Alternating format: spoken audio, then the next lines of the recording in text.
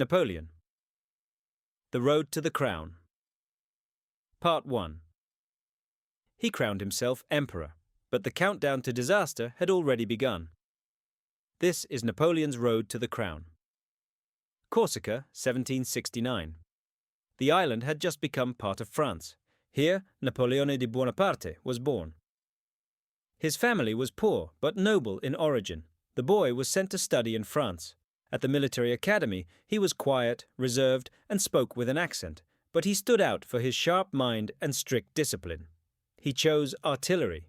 Cannons demanded precision, and young Bonaparte found his talent in calculation. The French Revolution tore down the old order. France was in chaos. Amid the flames, a young officer saw his chance. 1793, Toulon. He designed an artillery plan that broke the city's defenses. The victory echoed in Paris. For the first time, the name Bonaparte was heard. 1796, Italy. Napoleon was given command of the army of Italy. His soldiers were starving, poorly dressed, exhausted. He told them, "Soldiers, you are hungry and barefoot.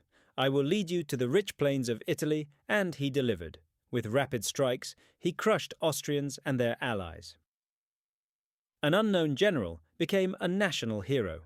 1798, Egypt. The campaign was harsh.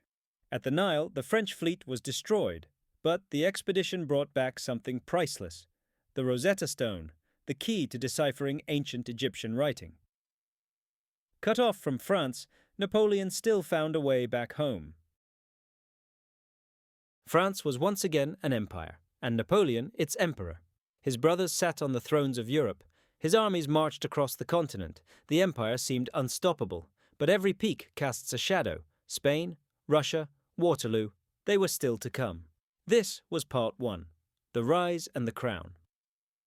In Part 2, we'll see the empire tested, in Spain's brutal war, in Russia's frozen retreat, and in a field called Waterloo. Thank you for watching. Support this video with a like and subscribe so you don't miss the next chapter. And tell us in the comments. At what moment do you think Napoleon's fate was sealed? We'll feature the best answers in Part 2. 1799, Paris. The people were tired of fragile governments and endless revolution. On November 9th, known as 18th Brumaire, Napoleon acted. He entered the Council of 500. Smoke, shouts, chaos. Soldiers forced the deputies out. The coup was complete. France now had a first consul. In the years that followed, he gathered power. He created the Bank of France, reformed education, made peace with the Catholic Church. But his true weapon remained the army. 1805, Austerlitz. In one day, Napoleon defeated both Austria and Russia. It was the peak of his glory. But before that came the moment that defined him. 1804, Notre Dame Cathedral in Paris. The Pope himself was present to crown Napoleon, but Napoleon seized the crown and placed it on his own head. A symbol for the world, his power was not given by God or church. He had taken it himself.